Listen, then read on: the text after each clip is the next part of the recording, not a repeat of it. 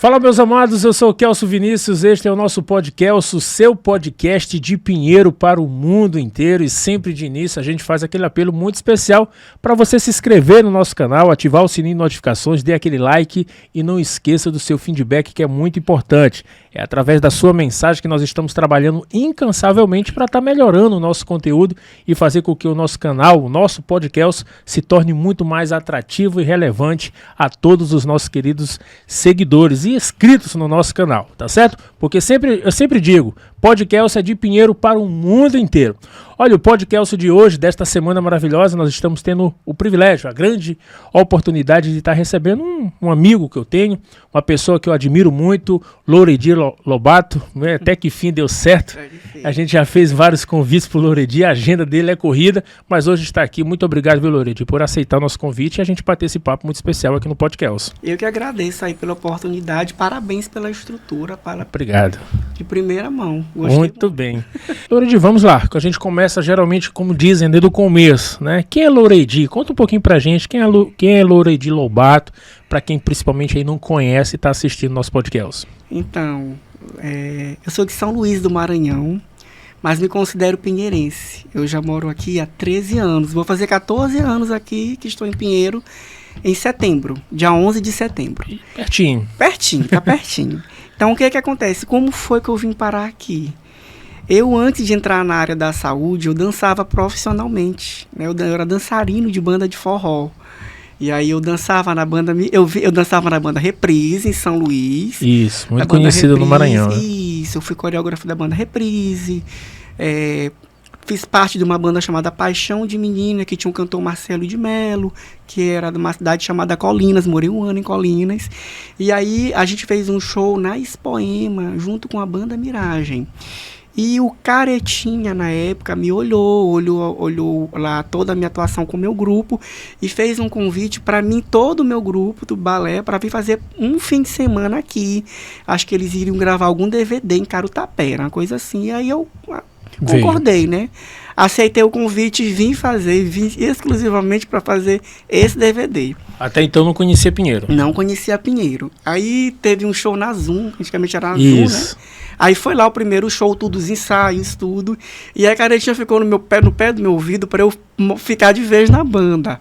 Aí ele fez uma proposta muito boa, aí me mostrou uma casa toda mobiliada, com tudo dentro.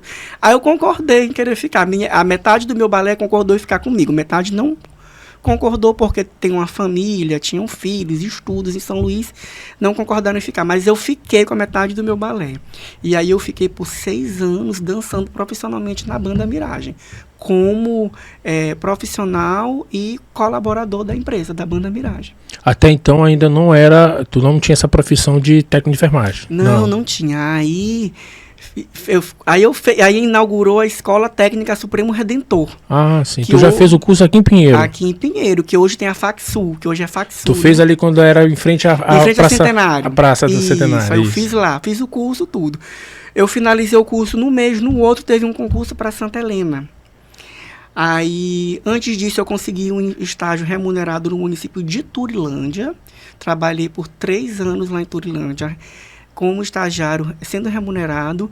E aí teve o concurso de Santa Helena, aí eu passei em 3º lugar nesse concurso. Aí eu fui assumir o concurso de Santa Helena, do Hospital Municipal de Santa Helena, onde até hoje atuo como técnico de enfermagem lá na sala de parto. E aí, nesse mesmo ano, teve um seletivo para o SAMU de Pinheiro. Aqui era o prefeito Zé Arlindo na época. Aí teve esse seletivo, eu fiz minha inscrição, passei no seletivo. Que bom. Aí eu vim embora de Santa Helena, aí eu fiquei morando em Pinheiro, aí fiquei nessa ponte, Santa Helena, Pinheiro, plantões do SAMU, plantões de Santa Helena, plantões de SAMU, plantões de Santa Helena. Aí pronto, eu morei em Pinheiro definitivamente, e aí chegou uma época que eu não conseguia mais conciliar os meus trabalhos dançando com os plantões, porque os plantões são cansativos demais.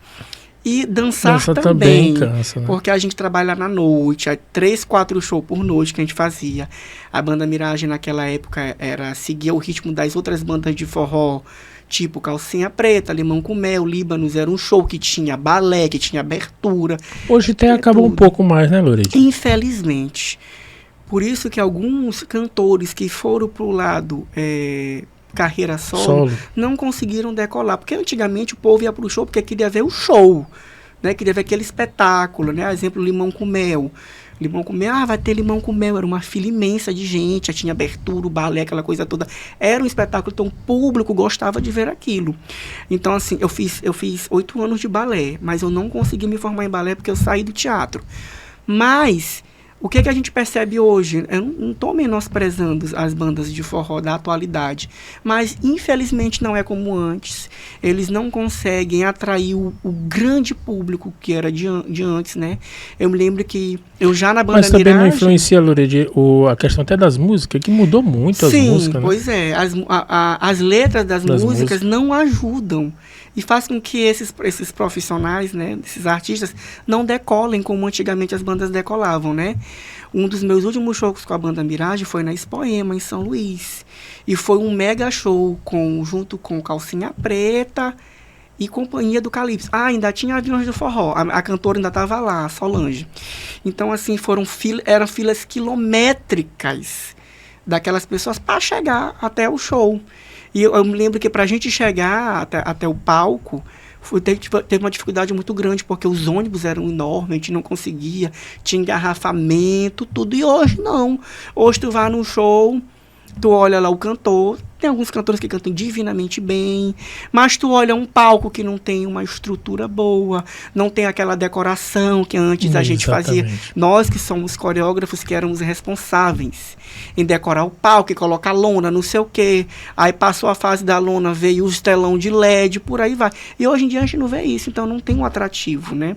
E antigamente tu via na Noda de Caju, Calcinha Preta, aquele espetáculo, aquele balé, aquela coisa toda lá. Infelizmente, os artistas de hoje não compõem mais músicas com as letras bacanas. E aí, infelizmente, a gente perdeu aquela coisa realmente do que era um show. Lourdes, por que foi para a área da saúde? Primeiro porque eu já estava muito cansado. E também as bandas que eu passei, nós sofremos alguns assaltos, né? Tu recebia preconceitos também, Lourdes, na época? Não. Graças a Deus, não. Muito pelo contrário, não. Sempre fui muito respeitado. Agora, o que me fez desestimular e ficar com medo foram os assaltos e os acidentes. Eu já passei por banda que o ônibus capotou, eu tenho 5 pontos aqui na costa. E teve uma coisa que me deixou traumatizada, que eu quis realmente sair, foi com a banda Paixão de Menina, que era nessa banda nós tínhamos o cantor Marcelo de Melo, que fez aqueles grandes sucessos da Moleca Sem Vergonha. E nós fomos assaltados ali numa BR, próxima a Santa Inês. E foi muito feio o assalto. Eles invadiram o ônibus, abriram as bolsas da gente, levaram tudo e agrediram fisicamente algumas pessoas, tomaram o gosto com as dançarinas, que na época se exigia que a dançarina fosse muito bonita, tivesse um corpo, né, siliconado, tudo. Então, assim, eu fiquei com um trauma muito grande. Desde esse assalto, fora outros que já tinham acontecido, mas esse, assim, foi muito, como é que eu posso dizer, muito grave.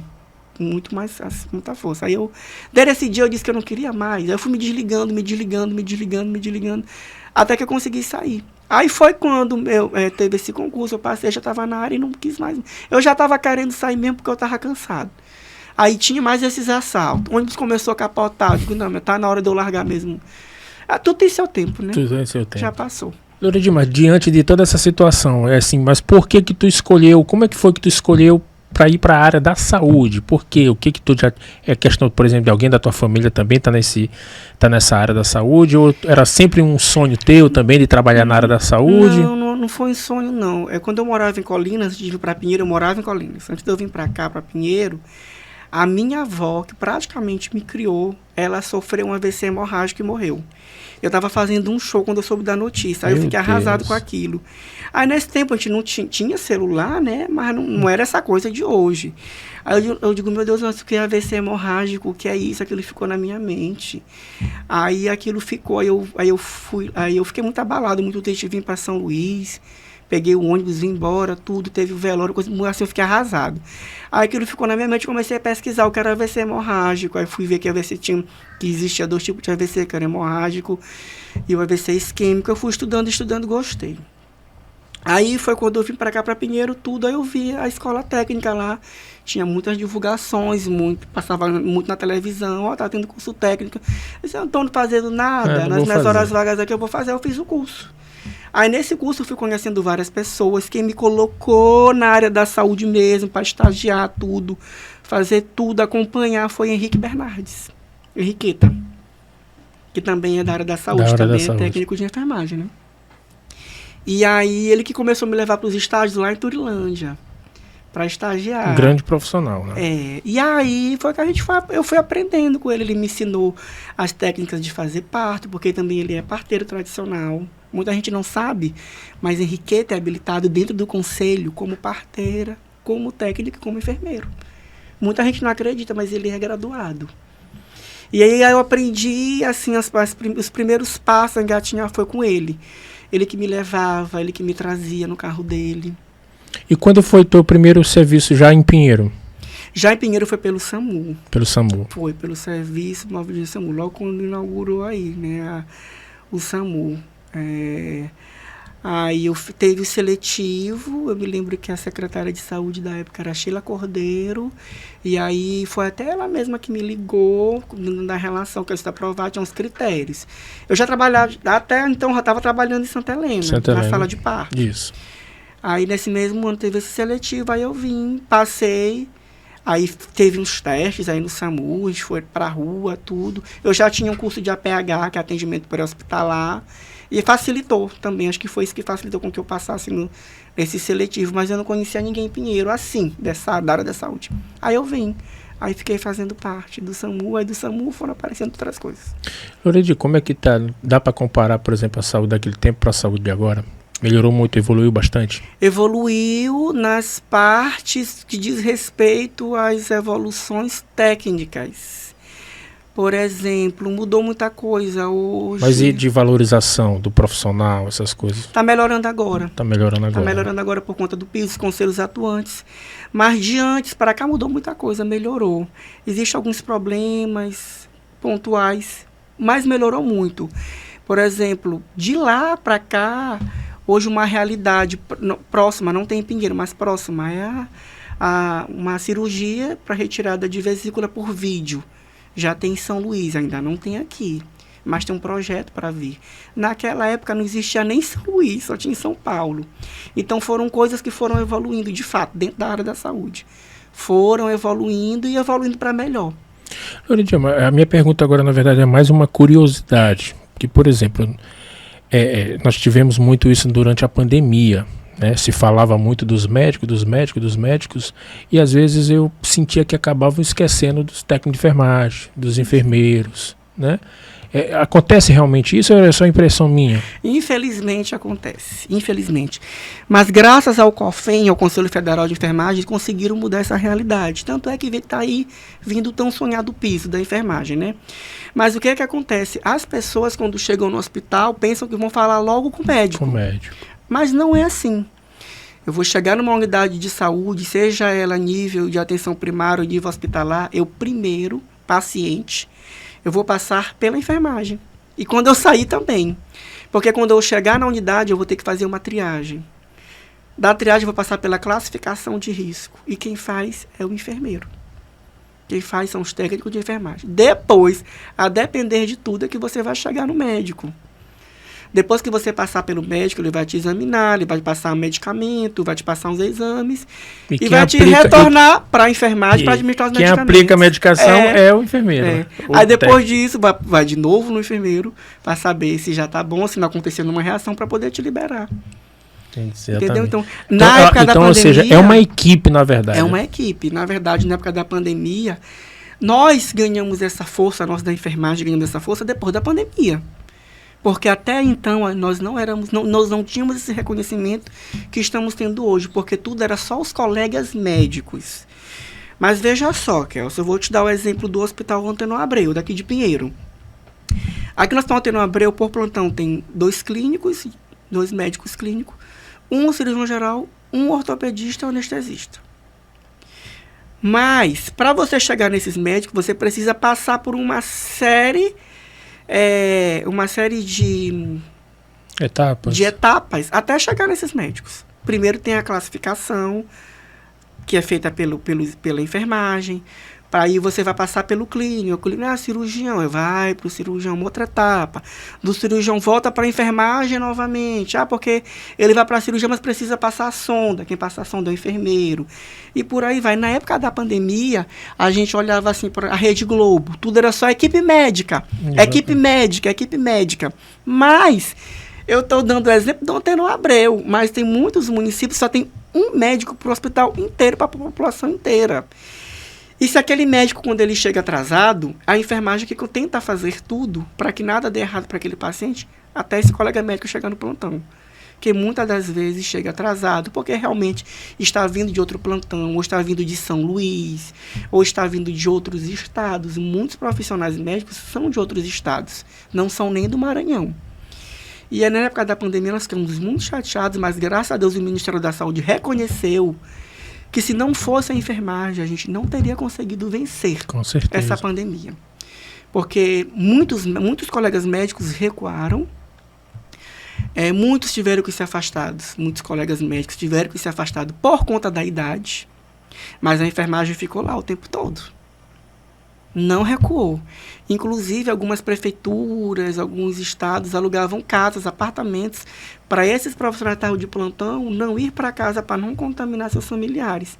E a gente ia para casa de apoio, ficar em hotel, para não ir para casa. Então, a gente ficou de uma certa maneira, nós ficamos presos. E, inclusive, a gente até era olhado tinha um olhar torto de algumas pessoas quando olhavam a gente de branco na rua, no supermercado, as pessoas não queriam chegar perto da gente, tinham nojo. Para entrar no ônibus, eu, graças a Deus, eu nunca precisei de ônibus. Mas os colegas que precisavam, tinha motorista que passava direto, não parava. A gente recebia muitas reclamações por isso. Mas não sabendo eles que somos nós, que fizemos ali cerca de 50% do papel. Na linha de frente, né? Na linha de frente. Loredi, mudando um pouquinho de assunto, eu acompanhei nas tuas redes sociais um caso que aconteceu com um irmão teu, né? O que foi que aconteceu, né, em relação ao teu irmão? Parece que ficou desaparecido, né? Tu fez a busca vários dias e infelizmente encontrou o corpo, mas sem vida, não é isso? O que acontece? Meu irmão tinha 23 anos de idade. Morava em São Luís. São Luís com mamãe. Ele vinha aqui, fez alguns tratamentos, voltou. Ele saiu de casa no dia 2 de fevereiro de 2021. No dia 3 não voltou, dia 4 mamãe ficou desesperada. Né? Conseguiu aí ter notícia de que ele passou pelo Socorrão 1, na Rua do Passeio, tem uma tia que trabalha lá. Isso. E ela olha, ele passou por aqui, tá aqui a ficha dele. Ele entrou 4 horas da tarde, deu entrada aqui com quadro de overdose e vômito. No dia 4 de fevereiro de 2021. Aí ele saiu. Nesse mesmo dia, eu acho que quando ele saiu do Socorro, ele voltou a usar droga e foi encontrado morto, sem vida, Tu estava onde? Tu estava aqui em Pinheiro? Aqui em Pinheiro. Foi encontrado sem vida pelo IML, nesse mesmo dia. Até aí tudo bem. A gente nem não conseguiu saber se ele foi morto, nem nada. Como que a gente descobriu? Eu fui no IML várias vezes. Eu vi. Postava nos vídeos, tudo. Fui em algumas emissoras de TV em São Luís, registrando o boletim de ocorrência de desaparecimento. Tudo eu ia no IML. Eu ia em São Luís, primeiro lugar que eu ia em IML. Vinha-me embora de São Luís para Pinheiro, encostava na ML. Eu sempre perguntava, sempre fui muito bem recebido pela coordenadora da ML. E eles diziam, não, nunca passou nenhum corpo com essas características aqui. Nunca passou nenhum corpo com essa característica aqui. No dia 4, quando ele deu entrada no Socorro, que ele passou mal, que ele morreu, por incrível que pareça, nesse mesmo dia o ML estava com o corpo dele, encontrou o corpo dele. Mas de lá para cá, ele disse pra gente que em nenhum momento deu entrada no corpo com as características dele. Quais eram essas características? Tatuagem, tinha o nome da Wanda, que é a mãe mesmo dele que pariu ele. Tinha o nome da mamãe atrás que criou ele, Cione. Tinha várias tatuagens. Então, quando foi na última semana de dezembro do ano passado, de 2022, eu estava aqui em Pinheiro, quando o ML me ligou dizendo que estava com o corpo dele. E aí eu me taquei para São Luís nesse mesmo dia. Olha, encontramos o corpo do seu irmão, queria que você viesse aqui para a gente conversar. Aí eu cheguei lá. Tinha uma comitiva. Aí disse assim, olha, seu irmão, ele foi encontrado, morto, na praça... Como é o nome daquela praça lá em São Luís, meu Deus? No Mercado Central. Às 16 horas e 45 minutos, no dia 5 de fevereiro de 2021. Morte natural. Não foi morte violenta. E a médica laudou aqui que ele morreu de desnutrição e overdose. Aí eu disse, tá bom, eu quero olhar o corpo dele. Ela, não, a gente já enterrou. Aí eu, mas como que vocês enterraram? Por que não esperaram eu chegar? Ela, não, eu vou te explicar. Ele foi encontrado no dia 5 de fevereiro de 2021, na parte do Mercado Central. E nós trouxemos para cá para o IML. E ele ficou aqui até outubro de 2022. Como não apareceu ninguém da família, a gente enterrou. E aí parece que Deus me perdoe, assim, que eu estou no teu estúdio, mas parece que entrou assim uns demônios no meu corpo. Eu fiquei revoltado quando ela disse isso para mim. Eu me levantei da cadeira e disse, como é que é, coordenadora? Eu vim aqui mais de 20 vezes. Eu gravei vídeos daqui. Eu trouxe a identidade dele, trouxe foto dele, eu trouxe amostra de sangue dele para o Instituto de Genética para poder, se aparecer algum corpo, vocês cruzar os dados, fazer análise. Como é que vocês encontraram ele um dia depois que ele saiu de casa e quase 2 anos depois vocês me ligam para dizer que encontraram e que já enterraram? Tem alguma coisa errada. Aí eu disse, eu quero ver o prontuário dele. Quero olhar o prontuário dele de óbito. Aí me deram um prontuário desse tamanho, me deram para me olhar, não autorizaram trazer. E aí eu olhei tudo, ele com normal, naturalzinho, todas as tatuagens no corpo, facílimo de ser identificado. Eu não sou médico legista, mas eu tenho 14 anos de área da saúde. A gente sabe muito bem quando dá para identificar o corpo. Então foi como eu disse para a coordenadora naquele momento, não é possível que nesse 1 ano e 8 meses vocês não conseguiram identificar esse corpo, sendo que eu vim aqui no dia 4, dia 5 você estava com o corpo dele, dia 10 eu voltei aqui de novo, voltei dia 15, voltei em vários outros momentos, fiz vários vídeos, eu procurei a Secretaria de Segurança Pública, eu procurei deputados, eu procurei o mundo para encontrar meu irmão e vocês com o corpo dele o tempo todo. E às vezes que eu vim aqui, que vocês me mostraram, eu fui lá, Kelso, várias vezes, né? Eu olhei vários corpos, me mostraram vários corpos, sempre me trataram super bem, mas eu nunca olhava o corpo dele. Então eu perguntei, aonde que estava o corpo dele nesse tempo todo? Porque ele saiu de casa em um dia, no outro ele foi morto, no outro vocês encontraram ele. Então, em 5 dias dava para localizar. Aí, quase 2 anos, vocês vêm dizer que enterraram ele, porque ninguém da família veio contestar o corpo, não entra na minha cabeça. Aí eu perguntei assim para ela, olhando nos olhos dela, vocês estavam estudando o corpo dele? Estava em alguma faculdade? Só quero que vocês me digam isso, onde que está enterrado o corpo dele? Aí que foram me dar uma documentação, que o corpo dele foi enterrado no cemitério da Vila Embratel, que é um cemitério que é imposto da polícia, lá da UFMA, não pode botar uma flor onde ele foi enterrado. A gente entrou com uma ação para poder a gente primeiro emitir a certidão de óbito dele, que ele foi enterrado como ignorado. Ele não foi enterrado nem como indigente, foi como ignorado. Eu não sei o que significa, que eu fui procurar estudar, é praticamente a mesma coisa, de ignorado para indigente. E tá esse processo judicial lá contra o IML. Eu abri um processo contra o IML, porque não é possível que isso venha acontecer com outras pessoas que ainda tem acontecido, venha acontecer com alguma família. Porque a coordenadora virou para mim e me disse, só nos resta pedir desculpa para você e para a família, porque realmente a gente está com uma equipe reduzida e você sabe como é serviço público, são muitos corpos, a demanda é muito grande. E a gente só tem ali pedir desculpas. Eu disse, mas desculpa não vai voltar. O transtorno psicológico que vocês causaram na minha mãe. Eu tive que parar minha faculdade por 1 ano por conta disso.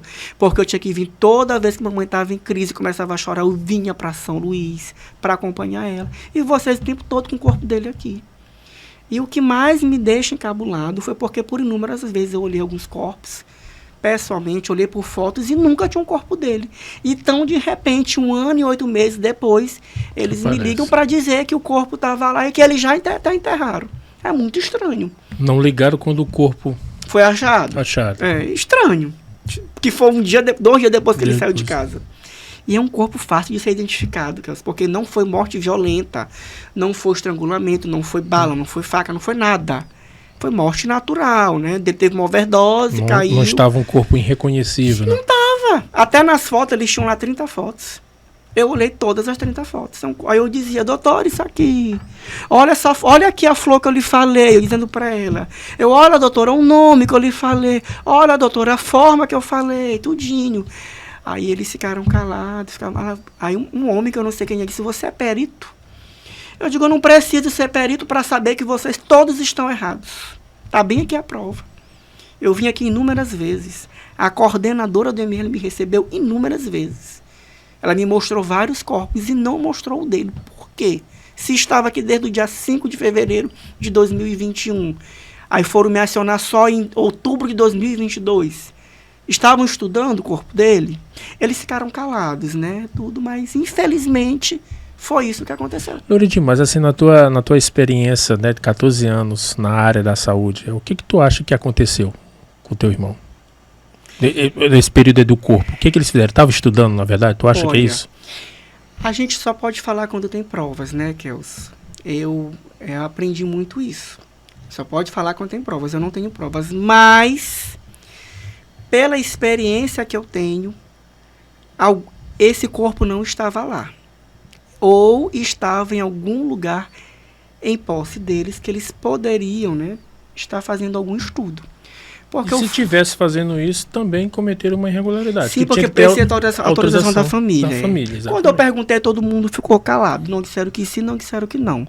E como eu disse para a coordenadora do ML, muito educada, doutora. Eu digo, doutora, você me recebeu inúmeras vezes. Você me mostrou vários corpos. Aí...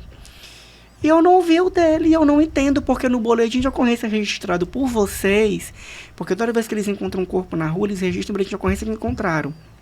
Eu tenho posse desse boletim. E aí eles disseram, olha, tá aqui, a gente registrou o boletim de ocorrência, no dia tal, hora tal, que ele foi encontrado morto. E 2 dias depois eu vim aqui. E aí, não entra na minha cabeça. E acontece também, tem tipo assim, eu acredito que tem um banco de dados de famílias que estão procurando corpos. Sim. Quando encontram corpos, eles têm que entrar em contato com todas essas pessoas, né? Todas essas, olha, chegou um corpo aqui, vem reconhecer. Sim. E foi através desse banco de dados do Instituto de Genética, que fica por ali perto do Reviver, no seu nome da rua. Eu fui no Instituto de Genética, aí eu levei escova de dente dele, levei roupa dele, levei cueca, levei uma amostra de sangue do filho dele, tem um bebezinho que vai fazer quase 1 ano. Foi o que a gente conseguiu descobrir. Que o corpo dele estava em São Luís, e a gente estava desesperado porque não sabia era onde estava. Aí então, de repente, do nada, o IML liga, 1 ano e 8 meses depois de estar com o corpo dele lá, para avisar que estava lá. Aí eles ficaram olhando assim um para o outro, a gente não sabe. Só tem que pedir desculpa, porque serviço público é assim, nós estamos com funcionários reduzidos, eles atrelaram a culpa ao SVO, que é o Serviço de Verificação de Óbito, porque disseram que quem tinha que fazer o laudo cadavérico era o SVO, porque o SVO é do município, e o ML é do Estado. Aí o SVO disse que a culpa é do ML, o ML disse que a culpa é do SVO. Lá no SVO disseram que mandaram para o ML porque eles estavam sem material para fazer análise cadavérica. O ML disse que não, demorou a fazer o laudo cadavérico dele porque não foi morte violenta. E o ML só faz laudo de morte violenta. E tinha que ser o SVO, porque isso foi morte natural. Aí o SVO disse que não, se o corpo já estava lá, eles tinham como fazer, porque existe uma parceria. Só para vocês entenderem, para te entender, que a divisão do SGL do ML para o SVO é a largura dessa mesa, é só um corredor. Aí é o SVO, aqui o ML, é só isso. Aí eu disse, vem cá, e vocês fizeram o corpo dele de ioiô. Não, vai pra aí porque é vocês. Não, eu não tenho material, faz aí pra mim. Aí eu disse, vem cá, nas vezes que eu vim aqui, nas inúmeras vezes que eu vim aqui, ele tava pra lá, pra cá, pra lá e pra cá. Porque não é possível. Não é possível. Mas que loucura, cara. Foi isso que aconteceu, infelizmente. Aí tá com uma ação judicial agora. Quem toma conta do caso é o doutor Elton, advogado daqui. Não teve ainda nenhuma audiência, nada? Vão começar a ter as audiências. Eu fui chamado algumas vezes, mas não foi para audiência ainda. Foi para a entrega de algumas provas, para poder... Que a gente está juntando bastante prova para poder... E Loredita, por exemplo, tua mãe está sofrendo até hoje, né? Porque, demais, por exemplo, não pode visitar o corpo. E não pode visitar o corpo. Visitar a gente pode, não pode botar a flor, não pode nada. E o que ela quer? Tirar o corpo dele de onde foi enterrado para colocar onde ela quer que enterre. Que é do lado da mãe dela, que é a minha avó, né? Que é a avó dele também. E aí, só o juiz para autorizar. Aí tá essa confusão porque a gente precisa tirar a certidão de óbito dele. Mas quando o Ministério Público tomou conta do caso, ele notificou as duas partes para tentar entender o porquê que cada um fez do órgão, agora uma repartição fez isso. Aí tá esperando. Tá esperando. Tomara que dê certo, em nome de Jesus. Loredi, e aí, como foi que começou que o Loredi foi aí para lá no Corém, né? Teve uma primeira etapa que eu me lembro, né? Chegou a ser, inclusive foi num período que eu acho que foi construído ali a sede do Corém, não foi? Foi contigo na tua frente. Tu estava à frente do Corém naquele período, não foi? É verdade. Conta pra gente, que período foi aquele? Que ano foi aquilo? Há 3 anos atrás. 3 anos atrás. Não, minto, que é só 3 anos atrás da atual gestão, há 6 anos 6 atrás. anos. Porque foi no governo de Zé Arlindo, né? Foi no governo de Zé Arlindo. Então, quando eu vim para cá, para Pinheiro, trabalhar no SAMU, aí teve a inauguração do Macro de Pinheiro. Aí tem a empresa Instituto Aqua, passei no seletivo. O Macro foi em 2016, né? Foi 2015, uma coisa assim. 2014. Porque foi 2 anos antes da eleição. Aí eu entrei pro Macro de Pinheiro, passei 2 anos como profissional em assistência na UTI e eu recebi a Paula Assis, a visita da Paula Assis na unidade, que é a diretora executiva do Instituto Aqua. E aí ela me fez um convite de virar supervisor técnico na unidade. Eu aproveitei essa oportunidade e estou até hoje supervisor técnico do Instituto Aqua dentro da região de Pinheiro.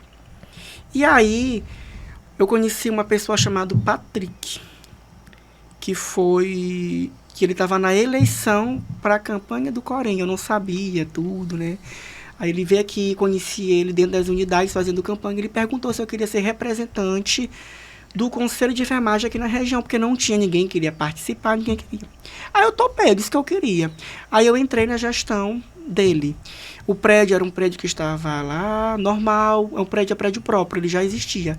Ele só não tinha tanto fluxo como hoje, tanto reconhecimento, porque não tinha um representante que colocasse como tinha que ser, tipo uma espécie de diretor de unidade. Tem que colocar. Ele não estava funcionando na sua plenitude. Isso, não tinha 100% de funcionamento, faltava muita coisa para funcionar.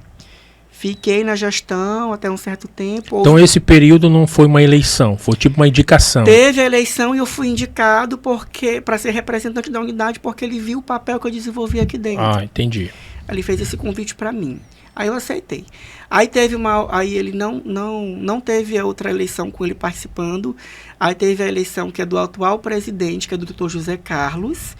E aí eles estiveram aqui dentro das unidades e me conheceram, né? Perguntaram se eu queria fazer parte, se eu queria, na verdade, continuar no Corém Pinheiro, fazendo parte da chapa como representante. Eu disse que eu concordaria, que eu queria, só que eu precisaria de mais apoio. Porque como eu comecei a participar de fiscalizações, eu percebi que não só Pinheiro, mas que as unidades das cidades daqui, das proximidades, da Baixada e dos municípios limítrofes com Pinheiro, precisavam e precisam muito da nossa assistência. E aí foi que eu comecei a pegar o fôlego, o engajamento, tudo. Da atual gestão, da gestão que passou para essa gestão atual, eu aprendi muita coisa. A gestão ela tem durabilidade de São só 3 anos. 3 anos. Prefeito é 4, né? Essa lá, a gestão do Conselho de Enfermagem é 3. 3. Conselho de Medicina é 5. Aí por aí vai. Cada conselho tem seu regimento. Aí nós estamos aí... Eu estava até uma semana atrás, há 3 anos, como representante do Conselho de Enfermagem. 6 anos, né?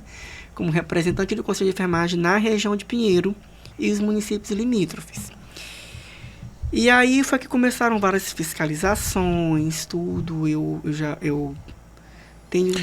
Loredi, explica pra gente, por exemplo, mas quais eram as tuas funções? Qual era o teu poder? Enquanto representante. Enquanto representante. Por exemplo, como é que eu posso falar aqui? Né? Não é o poder de polícia, não. Mas assim... Poder de polícia o conselho tem. Tem. Assim, mas por exemplo, tu poderia chegar numa unidade hospitalar e tu constatar uma irregularidade e o que tu poderia fazer ali... O Corém, você como representante, ou você teria que elaborar uma denúncia, levar para o Ministério Público, o que é que poderia ser feito? Eu, como representante, eu tenho autonomia de adentrar em qualquer âmbito da área da saúde. No perímetro aqui da Baixada e os outros municípios? Só na Baixada. Só na Baixada, eu, enquanto representante da semana passada. Então, eu não poderia chegar em São Luís e entrar em qualquer unidade. Não, porque a minha portaria de representante... COFEM, Corém, diz o quê? Que você é representante da região de Pinheiro e municípios limítrofes. Ou seja, então, eu poderia em todas as regionais de Pinheiro. E quais são os municípios limítrofes com Pinheiro? É toda a regional de Zedoca, vai de Zedoca até ali da BR, né? Boa Vista de Gurupi. Então, o papel do representante do Conselho de Enfermagem nas unidades... Posso constatar alguma irregularidade? Posso. Vou conversar com os profissionais, mas aí eu teria que fazer um relatório, mandar esse relatório para a presidência com provas, solicitar uma equipe de fiscalização, a equipe de fiscalização desce para poder averiguar o que eu denunciei. Poderia ir no Ministério Público? Fui várias vezes no Ministério Público. Inclusive, uma das minhas últimas atuações como representante foi no município de Bacurituba, onde acontecem várias irregularidades, na verdade, acontecem várias atrocidades. E a gente conseguiu constatar, através de denúncias de vereadores também, os próprios vereadores começaram a denunciar para o Conselho de Enfermagem, algumas irregularidades que estavam acontecendo em Bacurituba. E nós fomos lá, enquanto fiscalização do Corém, foi uma equipe grande, eu não fui sozinho, eu fui com uma fiscal, fui com um conselheiro, e eu. E constatamos essas irregularidades, né, que foi no município de Bacurituba. Mas de lá tem outros municípios que estão passando por problemas sérios que precisam ser resolvidos, mas o papel do representante é isso. Eu só tenho esse número. Eu nunca tive 2 números, 3 números. Esse meu telefone é 24 horas chegando denúncia de vários municípios. Por exemplo, uma pessoa que está adentrando uma unidade hospitalar e ela, por exemplo, é mal atendida, ou ela vê que, por exemplo, é um falso médico, que às vezes acontece muito aqui na Baixada. Já aconteceu. Já aconteceu, né? Ela pode entrar em contato com o Corém e fazer essa denúncia? A própria população, o paciente em si, pode fazer isso? Pode, porque lá no site da ouvidoria do Corém, quando você vai fazer a denúncia, ela tem uma aba de quem está denunciando.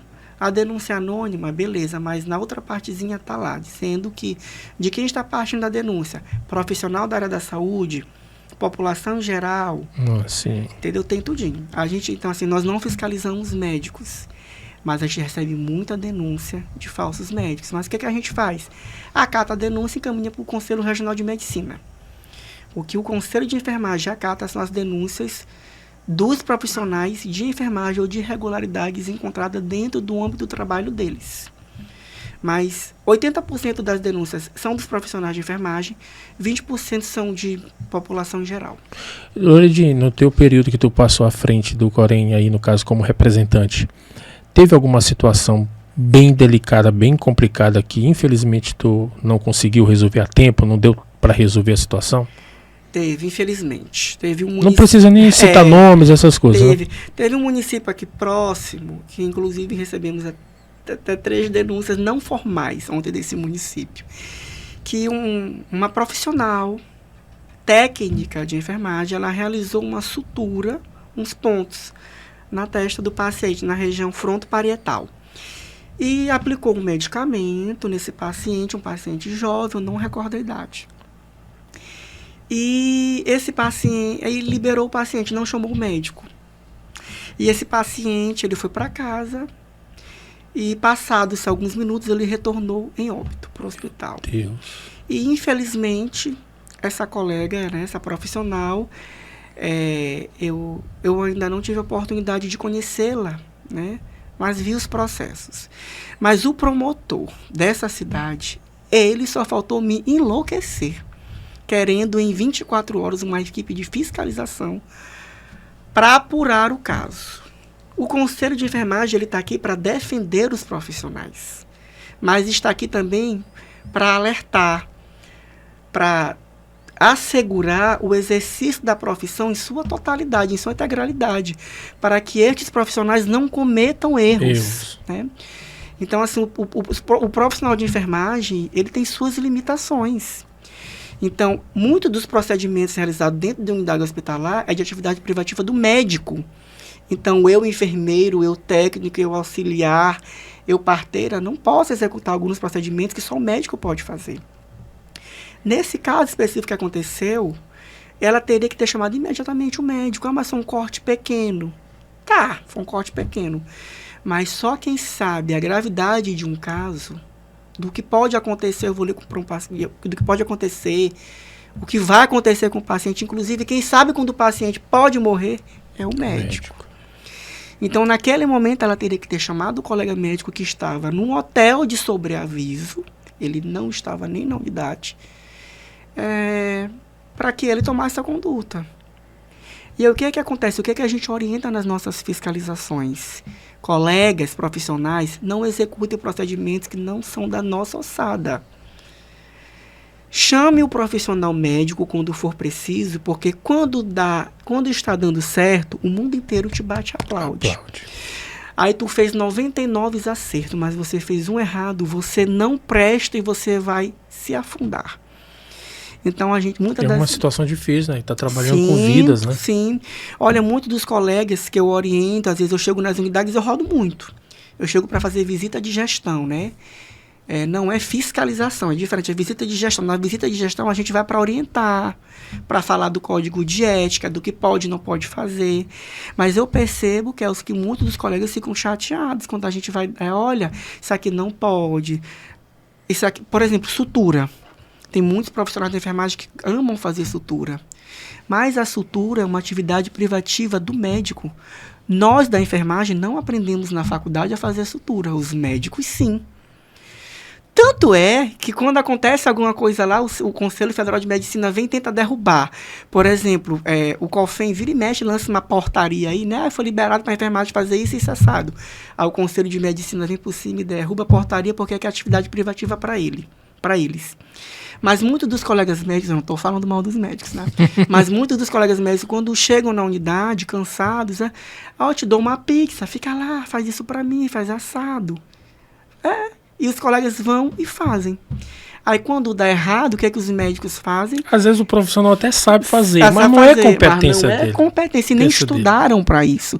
E como eu falei aqui anteriormente, quando dá errado... Aí só sobra para ele. Não tem dinheiro que dê para pagar advogado. É aquela história, né? O galho quebra pro lado mais fraco. Sempre pro mais fraco. Sabe por quê, Kelso?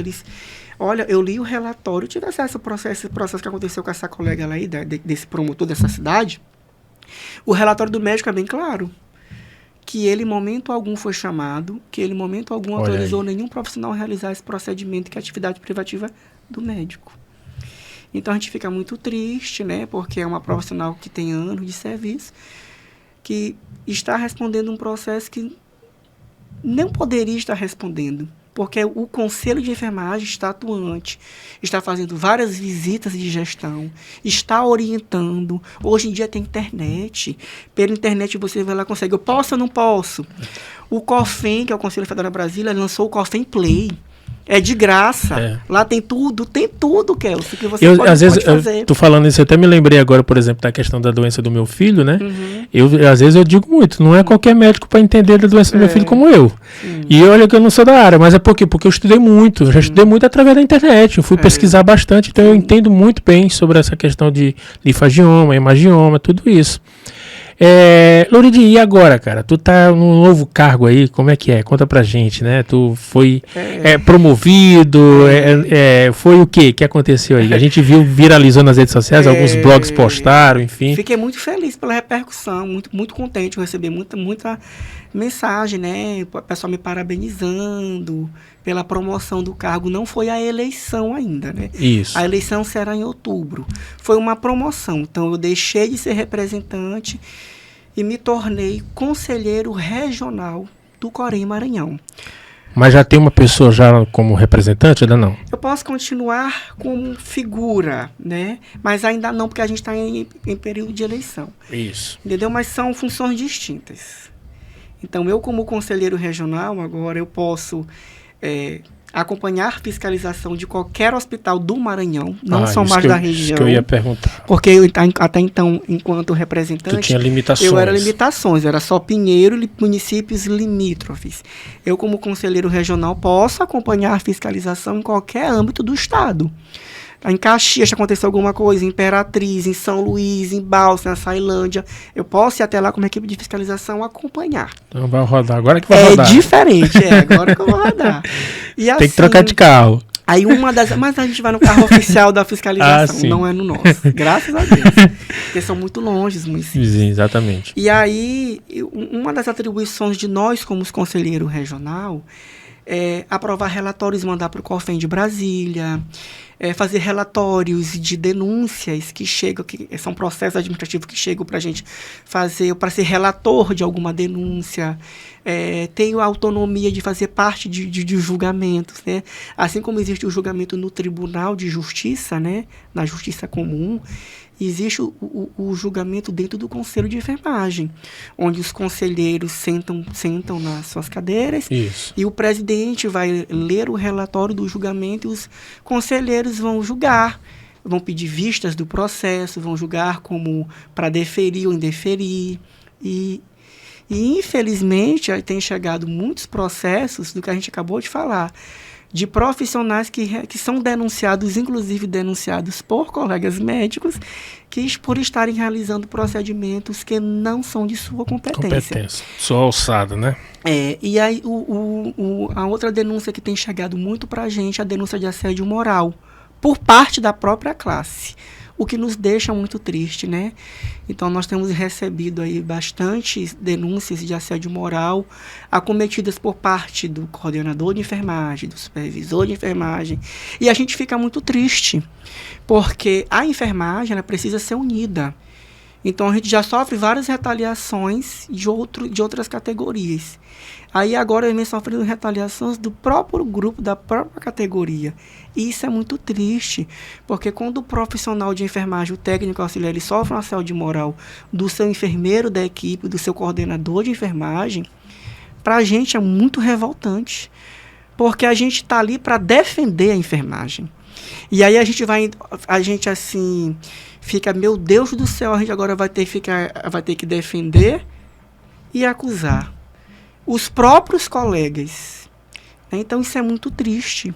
É muito triste dentro da própria categoria.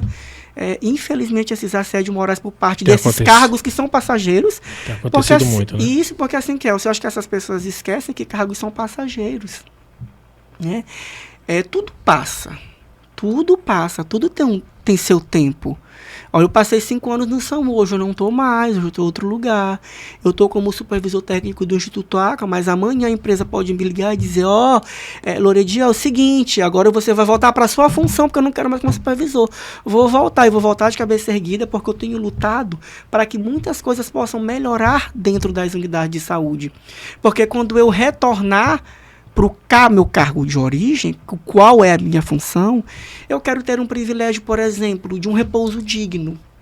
Lá em Santa Helena, quando eu fui para a sala de parto, era um ventilador velho, uma cama velha, e aí passou, chamei o prefeito, da atual gestão, lá de Santa Helena. E o prefeito, pelo amor, muito gente boa, muito educado, eu não conhecia. O prefeito, olha aqui, a gente fica aqui noites e noites, acompanhando um trabalho de parto. Trabalho de parto dura de 12, 24 até 72 horas, a gente não descansa. E aí tem a lei do repouso digno, tudo. Aí, no outro dia chegou ar-condicionado, chegou cama nova, nós temos armários projetados, a gente guarda as nossas coisas. Então, assim, hoje existe uma lei, que foi aprovada pelo Conselho Federal de Enfermagem, que diz que todos os repousos de enfermagem de todos os hospitais tem que ser minimamente estruturado. Lá na lei tem vários aparatos, né? Tem que estar climatizado, tem que ter um frigobar para a gente guardar a nossa alimentação, tem que ter uma cama. Não, a gente não vai para dormir, mas nós temos os nossos horários de repouso. E se a gente não fizer isso, a gente não consegue dar uma boa assistência. Principalmente os profissionais que trabalham dentro de uma UTI. Trabalhar dentro de uma UTI não é fácil. Quando a gente sai do plantão, a gente chega com a zoada das bombas de fusão na nossa cabeça, zoada de monitor, de vários equipamentos que ficam apitando o tempo todo na nossa mente. Então, somos nós que ficamos ali a noite inteira. O médico, ele vai lá na UTI quando tem uma emergência às noites, porque tem um diarista que passa a visita, à noite fica o plantonista para as emergências. E quem fica ali, intensivista, com o seu paciente, trocando a fralda do paciente, limpando, fazendo algumas aspirações traqueais do paciente, fazendo escovação diária também, que é 3 vezes ao dia, mas a gente acaba fazendo várias vezes, porque o paciente ele está entubado. Então, a troca de decúbito a cada 2 horas é a enfermagem. Não estou falando mal do meu colega médico, mas ele não vai ajudar a gente a trocar de decúbito. Verdade. Pelo menos às vezes que eu passei meus 2 anos e meio de plantão aqui na UTI, pouquíssimas vezes o médico foi ajudar na manipulação para o tubo não sair. Mas, Kelso, tu sabe que é tu levantar a cada 2 horas, 3 horas da manhã, e tu virar de decúbito um paciente a cada 2 horas que pesa 80, 90, 100, 110 quilos, não é fácil. A nossa coluna fica arrebentada, a gente fica cansado. A gente chora quando a gente não consegue trocar ele de decúbito. A gente vai pedir ajuda, ninguém quer ajudar. Porque quando vai virar ele está com a fralda toda suja de cocô. Aí as pessoas que a gente chama para ajudar, que é o profissional maqueiro que nos ajuda, muitos se recusam porque realmente não é atribuição deles, mas a gente se cansa. Aí tem que chamar a equipe inteira para fazer uma força-tarefa para virar. Quando o paciente é magrinho, até que ajuda tudo. Mas aí a gente tem que fazer essa mudança de decúbito para que eles não criem aqueles ferimentos nas costas, né? Que é chamado escara de decúbito. E dentre outras coisas. É um sofrimento muito grande. E como você falou agora há pouco, né, essa tua nova função, por exemplo, ainda vai ter uma eleição, é isso? Como é que explica pra gente? Isso. Teve uma eleição interna. Não foi uma eleição, foi uma ROP, que é um regimento, reunião ordinária de plenária, que aconteceu no Corém Maranhão e no COFEM, em Brasília. Sim. Então, por unanimidade, todos os conselheiros e presidentes do Corém Maranhão, conselheiros do Conselho Federal e presidente do COFEM foram a favor para que eu me tornasse conselheiro federal, por conta dos serviços prestados aqui na região. Né? Fiquei muito, muito grato, agradeci bastante a Deus, aos colegas, porque é uma representatividade muito grande. Nunca teve um conselheiro regional em Pinheiro, é a primeira vez. É isso que eu ia perguntar. Né? Primeira vez, né? Nunca houve. Eu sou o primeiro conselheiro regional empossado pelo COFEM e pelo Corém Maranhão. Louride, e essa tua trajetória, por exemplo, técnico de enfermagem, hoje tu está cursando enfermagem, ou seja, tu conhece todas essas áreas, te ajuda muito, né? Ajuda bastante, porque quando a gente chega para fiscalizar, eu sei de tudo um pouco. Então, como eu já fui gestor do materno-infantil, eu fui diretor administrativo 2 anos, e a empresa Instituto Aqua, do qual eu sou muito grato, foi uma escola, foi uma faculdade, tem sido uma faculdade para mim no quesito gestão. Porque eu aprendi muita coisa, ainda estou aprendendo. Então, quando eu vou cair em campo para fiscalizar, então, quando eu encontro um gestor que acha que sabe tudo, eu também não sei tudo, Kelso, né?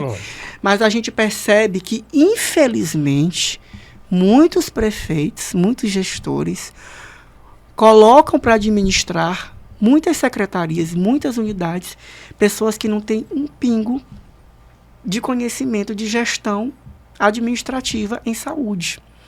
E acabam que por se perder em algumas tomadas de atitude. Aí o que acontece? É que vem as inúmeras sucessões de denúncias por parte dos profissionais. Mas assim, graças a Deus, pelo menos aqui na região de Pinheiro, eu tenho sido muito bem recebido quando eu vou fazer fiscalizações.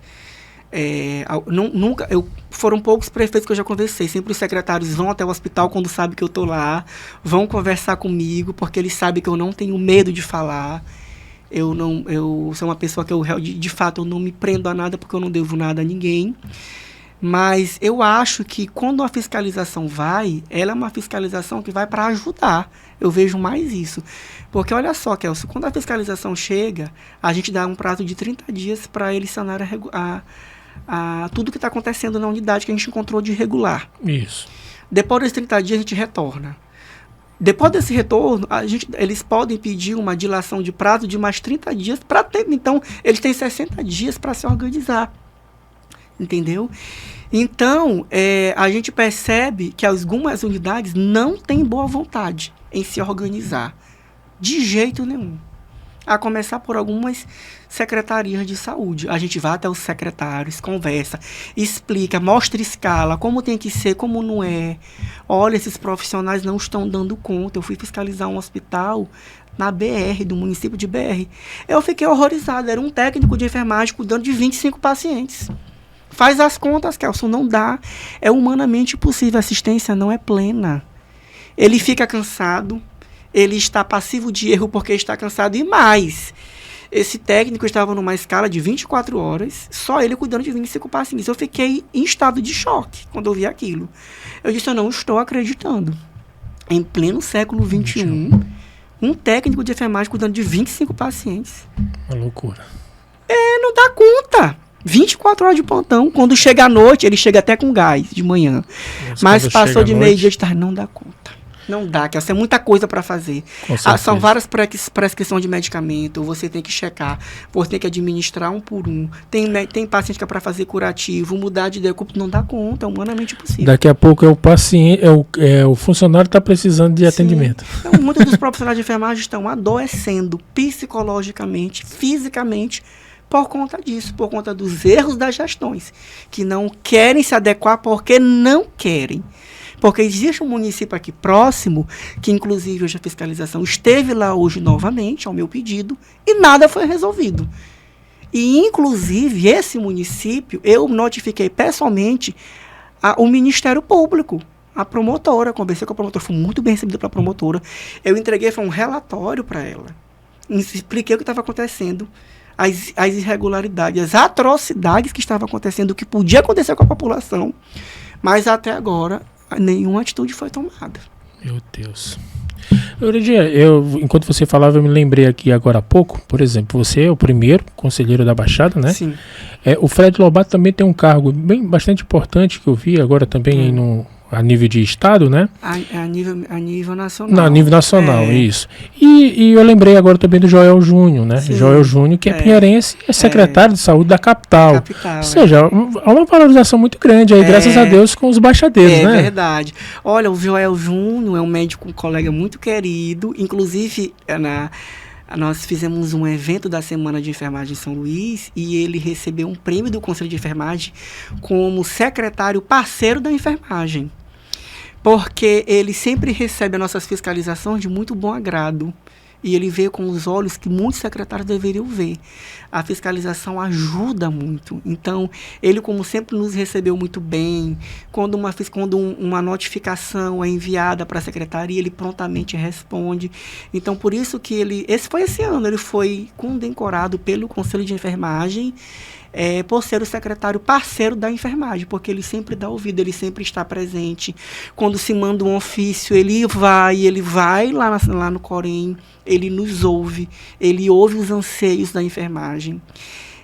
O Fred, eu não lembro muito bem, ele é diretor técnico de alguma parte do CONAS, que é o Conselho Nacional de Saúde. Ele é presidente do COSEMES, né? O que é o COSEMES? Como é que eu posso te explicar? Pronto. O Conselho de Enfermagem fiscaliza o exercício legal e atividades fins da enfermagem. CRM fiscaliza e trabalha para os médicos. O COSEMES trabalha para o secretário de saúde. É o conselho deles, né? Então, ele foi presidente do conselho. Tem um ganho muito grande para Pinheiro, porque Pinheiro ficou conhecido nacionalmente. Olha, porque o presidente do COSEMES, que é o Dr. Fred Lobato, está na atual gestão como secretário e agora subiu para o CONAS. Então, ele tem um cargo de presidente, não me lembro o setor, porque lá tem várias diretorias de presidentes, né? Lá tem várias repartições. Então, ele hoje representa Pinheiro no CONAS. Então, é uma coisa muito boa para a gente também. Louride, nesse teu período todo, como tu esteve representando aí o Corém e agora como conselheiro, mas especificamente também os teus 14 anos, são 14 anos já na área da saúde, tu poderia compartilhar com a gente, por exemplo, um sonho teu aí ainda em relação para tu ver na saúde da Baixada Maranhense, Kelson? Meu sonho ainda como profissional, como ser humano, como cidadão da Baixada, eu espero que um dia a gente tenha isso. Ou tu acredita que esse teu sonho já está sendo realizado? Um sonho meu? Pessoal, isso. Né? Um sonho meu pessoal mesmo, é quitar as prestações da minha casa. Porque eu acho que quem tem casa tem tudo, né? Eu vivi muitos anos, Kelso, aqui dentro de Pinheiro, morando de favor. Né? Então, assim, o meu sonho é quitar minha casa. Tá bem próximo, graças a Deus. Né? Eu consegui comprar minha casa própria. Fruto de muito trabalho. Muita gente pensa que foi político. Quem me dera. Eu pago minha casa até hoje. É descontado do meu salário, do meu suor. Né? Então, esse é o meu sonho. Realizar a quitação das prestações da minha casa. Está bem próximo. Né? E o sonho agora profissional? Da saúde como toda da Baixada? Olha, o meu sonho, meu sonho profissional, pessoal, é me especializar em obstetrícia, que também está perto. Eu tenho uma paixão muito grande por partos, né? Agora, um sonho... Gosta de trazer gente ao mundo. Olha, eu sou um técnico que tenho várias especializações. Mas o parto é muito prazeroso. Você trazer uma vida para o mundo. Alegria da mãe, nossa, né? Assim, é gratificante demais. Assim, eu sou técnico de hemodiálise. Eu fui o primeiro técnico de hemodiálise de Pinheiro a realizar a sessão de hemodiálise em Pinheiro, dentro da UTI do Macro de Pinheiro. Então, não existia o centro de hemodiálise. Começou no Macro, eu lembro. Então, eu fui o primeiro técnico habilitado a fazer tal prática. Então, eu que fazia a sessão de hemodiálise dentro da UTI. Então, fui o primeiro técnico habilitado, treinado, capacitado para executar esses procedimentos. Também tenho algumas outras especializações de urgência e emergência, que me deu aí a oportunidade de trabalhar no SAMU, mas nada tira o meu brilho de trabalhar com parto. Eu acho lindo, é gratificante. Você está ali orientando a gestante, e o principal é ver o bebê vindo ao mundo, você trazer aquele bebê, aquela coisa, o neném chorando, aquilo ali. Eu amo fazer isso. Eu acho muito gratificante. Já uma realização profissional que eu vejo, que eu já consegui realizar em partes, mas ainda vou trazer muito para os profissionais de Pinheiro e região, são cursos de capacitação e especialização para todos lá na subseção. Eu já consegui trazer foi o meu primeiro pedido contra o representante para o presidente do Corém, doutor José Carlos. Ele prontamente atendeu, que foi um curso de oncologia para a enfermagem de Pinheiro e região. E tanto é que você vai inaugurar um Hospital do Câncer aí, né? Todos os profissionais que fizeram esse curso conseguiram passar na primeira e na segunda fase do Hospital do Câncer, porque conseguiram esse certificado do Corém. O certificado do Corém tem muito peso. Então, eu consegui, no começo desse ano, trazer esse curso para cá. Então, foi na subseção. E o meu sonho profissional para todos os colegas é montar eu já até tenho esse projeto, já mandei para a presidência. Eu creio que a partir do mês que vem a gente começa a colocar em prática. Trazer cursos de capacitação profissional para os profissionais da região da Baixada Maranhense. Sabe por quê, Kelso? Porque os profissionais dessa região, eles são muito carentes de capacitações. Tá? Pinheiro, hoje, a gente encontra os profissionais bem capacitados. Mas por quê? Porque as empresas, elas capacitam o tempo todo os profissionais. Mas quando você chega para fiscalizar os hospitais dos municípios da região, da BR principalmente, são os profissionais que a gente percebe que eles de fato precisam de uma capacitação, de uma qualificação profissional, porque hoje tudo mudou. Isso. Nada é mais como antes. Então, quando eu estou acompanhando a fiscalização, eu sempre falo, colegas, vamos nos qualificar. Existe uma plataforma no Corém Maranhão que a capacitação ela é online. Eu gosto muito das capacitações online, mas eu prefiro presencial. Então, o presidente do Corém já aprovou esse meu projeto para que esses cursos possam ser trazidos de Pinheiro para cá. Então, foi meu primeiro pedido enquanto conselheiro regional. Foi aprovado, então, todo mês, a partir do mês que vem, nós vamos ter cursos para os profissionais, não só de Pinheiro, mas de toda a região, com professores mestres especializados que venham capacitar esses profissionais. Porque quando o profissional está capacitado, habilitado, ele consegue te fazer um atendimento em sua plenitude. E você não vai ficar lá, né, cara de tacho, porque a gente chega em algumas unidades da região. E até melhor para o próprio profissional, né? Nossa, sim. O profissional capacitado, ele não fica desempregado. Sim, aí quando o profissional ele está empoderado do que ele pode, do que não pode fazer, ele tem uma autonomia melhor para desenvolver suas atividades dentro do seu trabalho. Então, é para isso que existe o Conselho de Enfermagem, que é para poder ajudar esses profissionais também que não têm condições de pagar o curso de especialização, capacitação, porque de fato é caro. O COFEM em Brasília, ele doou 1.000 cursos para o Maranhão de especialização em várias áreas para enfermeiros e técnicos auxiliares. Então, tem técnico de enfermagem fazendo cursos mesmo de especialização gratuito pelo Corém. Entendeu? Então, essa é a vantagem de ter, né, um representante, um conselheiro na região para lutar, para buscar. Porque antes essa subseção não era movimentada. Eu peguei essa subseção, Kelso, cheia de mato. Cheia de mato. Eu vou te mandar as fotos para te ver. Acabada, destruída. Eu fiquei estarrecido quando eu entrei na subseção. Eu não acreditei que a gestão passada deixou a subseção daquele jeito. E deixou. Tanto é que a subseção passou a funcionar dentro do Vivo até que foi reformada. Aí foi que teve a reinauguração da subseção, já com a minha atual gestão, eu como representante. A subseção está lá hoje toda climatizada, totalmente transformada. Prédio muito bonito. Sim, aí eu não entendo por que as gestões passadas, porque as gestões passadas são também da enfermagem. Ninguém que passa pelo conselho não é fora da enfermagem.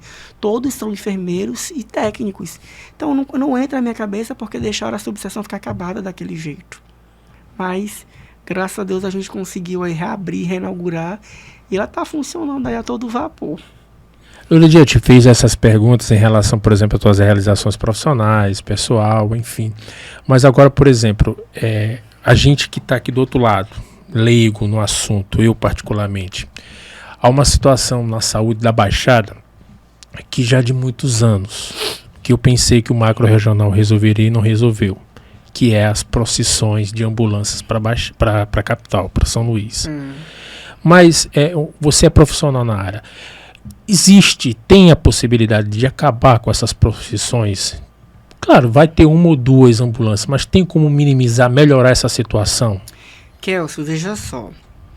O governo do estado tem a Secretaria de Estado de Saúde, a SES, em conjunto com todas as suas empresas que fazem gestão, eles têm um projeto muito importante, muito bonito, para que isso possa, né, tentar acabar.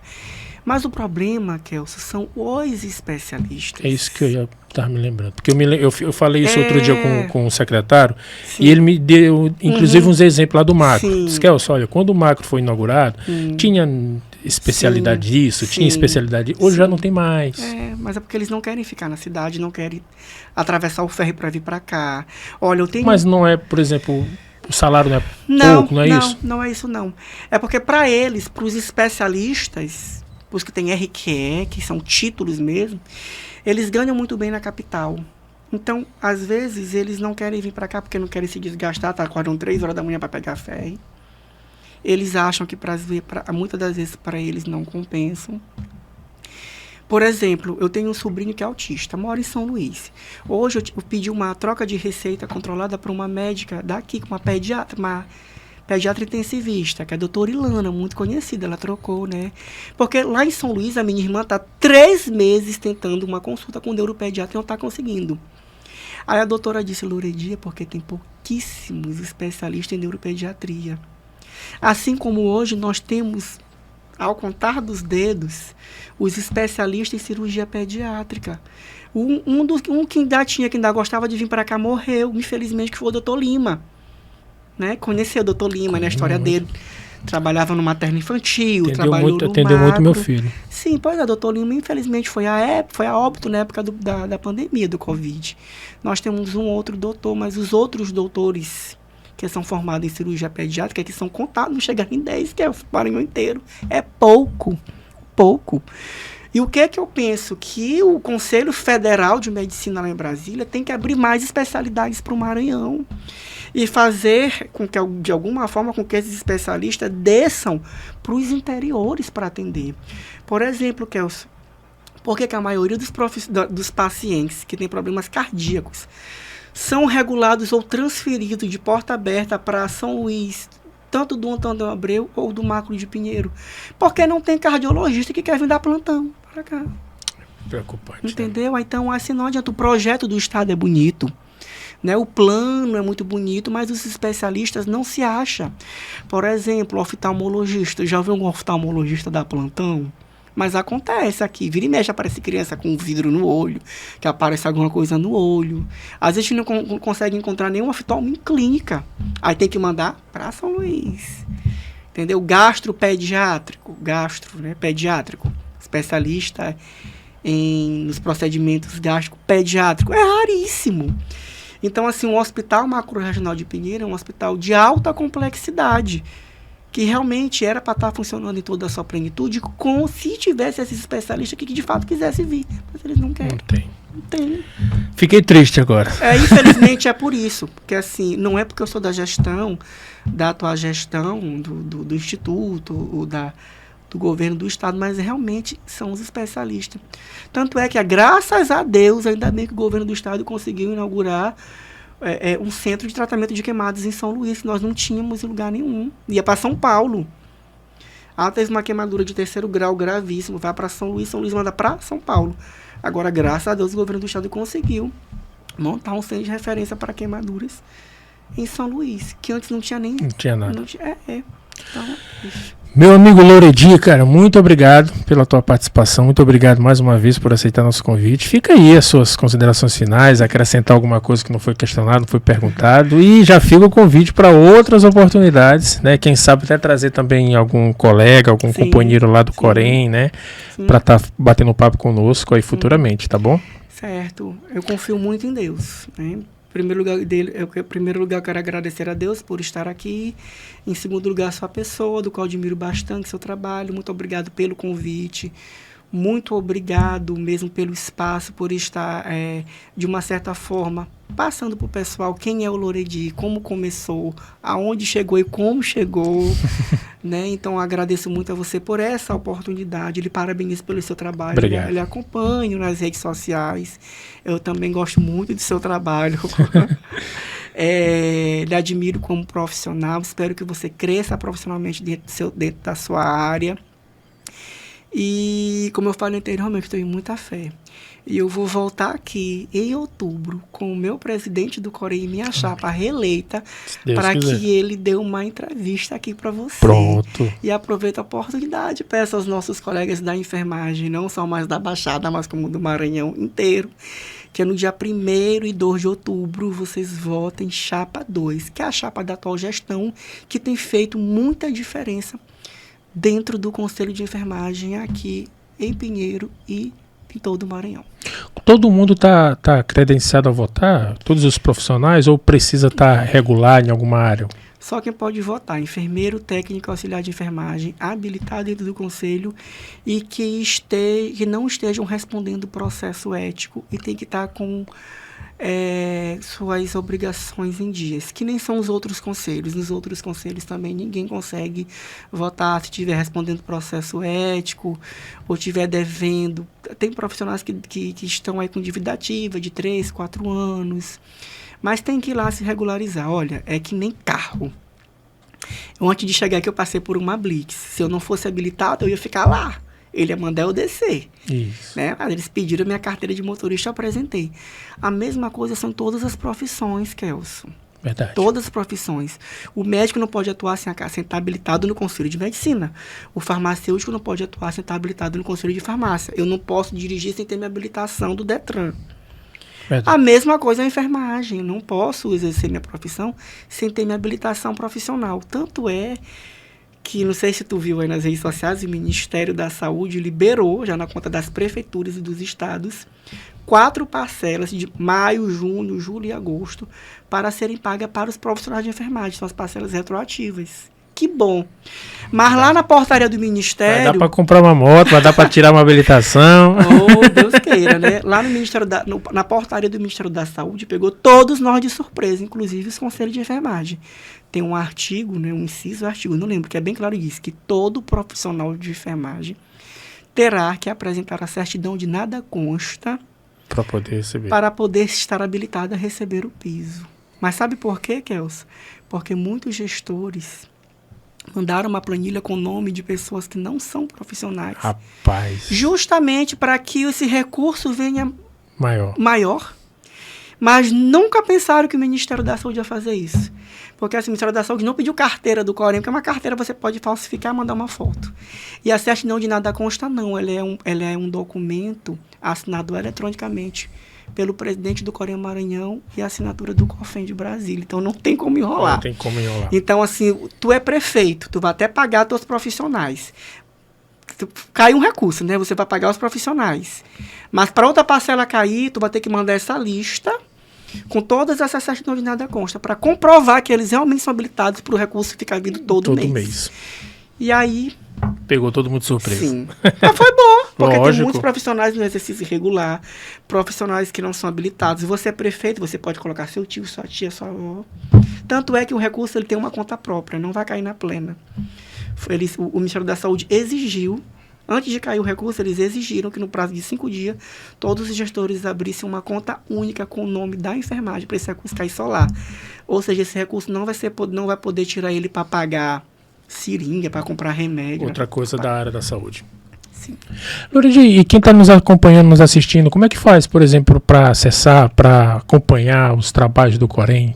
Tem um site, tem as redes sociais? Pode colocar. Tem as redes sociais, é só colocar lá no Google, né, Corém Maranhão, clica, entra no site, lá tem tudo.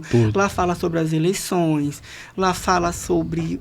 Se você assim, é um hall de notícias, de informações também, que você consegue fazer várias coisas. Tem os cursos. O curso já vem no COFEM Play. Isso. É uma plataforma que você baixa no aplicativo de graça. Só quem pode baixar é enfermeiro técnico auxiliar habilitado no Corém. Porque você vai no Play Store, no app lá da Apple, né? Baixa, coloca CPF Corém. Você faz vários cursos pelo COFEM Play. Lá tem um código de ética inteira. É um mundo do que você pode fazer. E as redes sociais? Qual é o Instagram? Instagram, arroba Corém Maranhão. Pronto. Ou arroba COFEM. E arroba Louredi? Arroba Louredir Lobato. Louredir Lobato. Louredi, muito obrigado mais uma vez por aceitar nosso convite, tá bom? Senhor. Então tá aí, gente. Esse foi o nosso podcast desta semana maravilhosa e a gente sempre pede, ressalva para você fazer aquela sua inscrição, seguir o nosso canal, ativar o sininho de notificações, dê aquele like, compartilha, porque afinal de contas nós estamos no podcast de Pinheiro para o mundo.